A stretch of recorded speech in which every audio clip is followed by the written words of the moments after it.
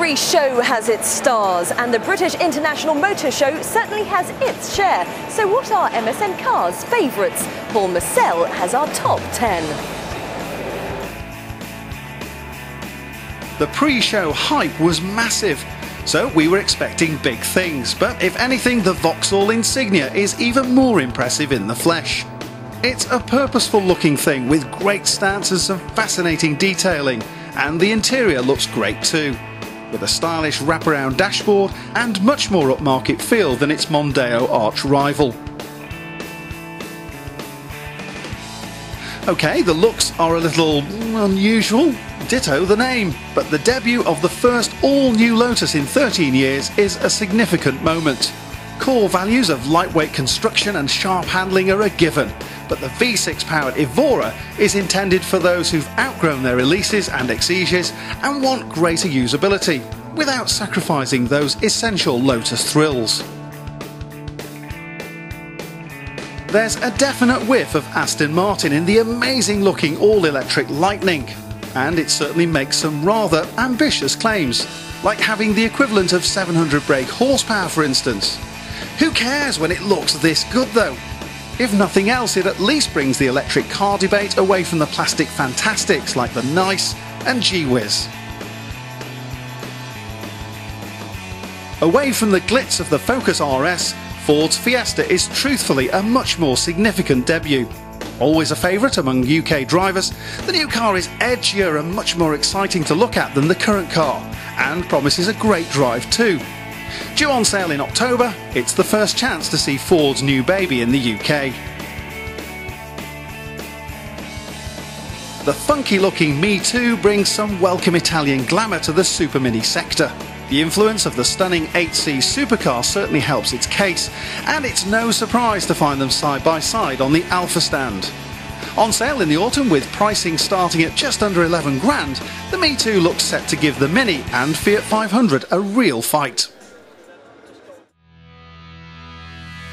The current Hyundai Coupe is a handsome but disappointing drive.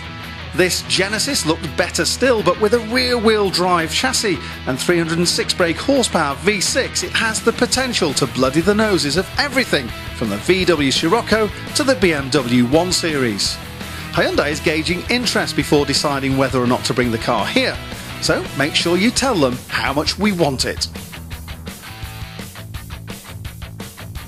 Before the Ceed, you wouldn't have called Kia cool, but things are changing. Helped no end by the design talents of ex-Audi stylist Peter Schreier. Further fruits of this relationship are visible in the Soul, presented here as a concept, but confirmed for production.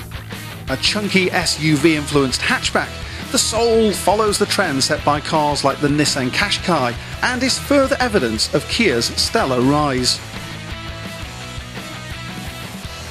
It looked like the Evo 10 had finally delivered a knockout punch to the Impreza, but Subaru has given its loyal fanbase reason to cheer with the announcement of a range of pro-drive fettled Imprezas. And it's the 375 brake horsepower 380S with a hand-built engine and pro-drive tweaked chassis that will have Impreza fans jumping for joy, and Evo drivers looking worried. Like a Caterham, but with added creature comforts, the wild-looking IFR Aspid is dripping in carbon fibre and full of clever detailing like a detachable F1-style steering wheel, integrating all the controls and dials into one unit. Power comes from 270 bhp or 400 bhp supercharged Honda engines, and with a weight of under 700 kilograms, performance is dramatic. 0 to 62 miles an hour in 2.9 seconds dramatic. Coupes used to be impractical and expensive to run, and while the Peugeot 308 RCZ is only a two-seater, it's got decent boot space, hatchback running costs, and emissions of just 160 grams per kilometre from its 1.6-litre turbocharged engine. It also looks absolutely stunning. Officially a concept, it's no secret Peugeot is well on the road to making the 380 RCZ a production reality. We can't wait.